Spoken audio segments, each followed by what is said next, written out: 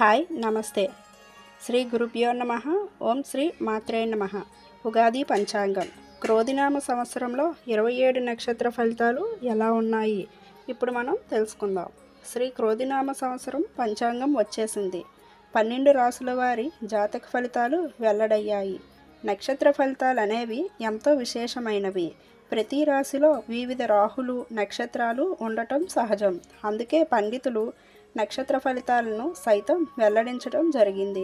27 నక్షత్ర ఫలితాలను సూక్ష్మంగా ఇలా తెలుసుకుందాం. అశ్విని ప్రతి విషయంలో నియమ నిబంధనలు కలిగి మాట్లాడగలరు. భరణి మాటల వర్ణన ఎక్కువగా ఉంటుంది, కానీ తక్కువగా మాట్లాడి ఎక్కువ పనులు పూర్తి చేయండి.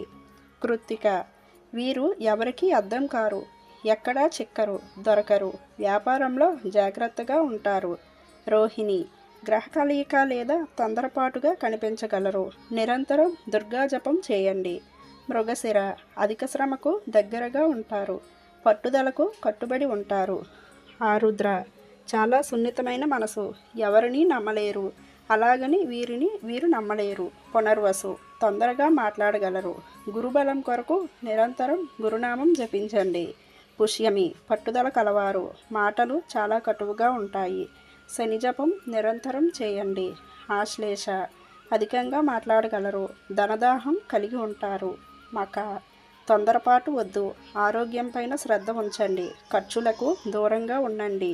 పొబ్బ ప్రతి విషయంలో పొదుపుగా ఉండండి, తొందరపాటు పనికిరాదు. ఉత్తర నిదానంగా ఉంటారు, సూర్య నమస్కారములు మీకు అధిక శక్తిని ఇవ్వగలవు. హస్త చాలా తెలివిగలవారు, పొగడ్తలకు పొంగిపోయి నష్టపడగలరు. చిత్త పట్టుదల ఉన్నది కానీ అనుకూలంగా లేదు. శరణవభవన జపం నిరంతరం చేయండి. స్వాతి తక్కువగా మాట్లాడగలరు, వారికి అనుకూలంగా ఉన్న ఆనందంగా ఉంటారు. విశాఖ ప్రతి విషయంలో నిర్లక్ష్యము, తొందర మాటలు, తరువాత మానసిక బాధ ఉంటుంది. అనురాధ వీరికి అనుకూలంగా మాటలు ఉంటారు, ఎవరికి అర్థం కారు, నిర్లక్ష్యం వదిలితే మంచిది. జ్యేష్ఠ పైకి మాట్లాడినంత మనోనిగ్రహం లేదు, ఏకాగ్రతకు ప్రయత్నం చేయండి. మూల తొందరగా ఎవరిని నమ్మరు, నమ్మితే నష్టపోగలరు, మీ పైన మీరు నమ్మకం పెంచుకోగలరు. పూర్వాషాఢ పొగడ్తలకు పొంగరాదు, నిర్మలంగా ఆలోచన చేసి శక్తిని పెంచుకోగలరు. ఉత్తరాషాఢ తొందరగా ఎవరిని నమ్మలేరు, ముక్కుసూటిగా మాట్లాడగలరు, సూర్య ఆరాధన చేయండి. శ్రవణం చాలా నిరంకుశగా మనసు ఉంటుంది, అందరికీ అనుకూలంగా ఉన్న ఆకస్మిక ధన సంపాదన. ధనిష్ట చాలా జాగ్రత్తగా మాట్లాడండి, సుబ్రహ్మణ్యేశ్వర ఆరాధన దర్శనం చేయండి.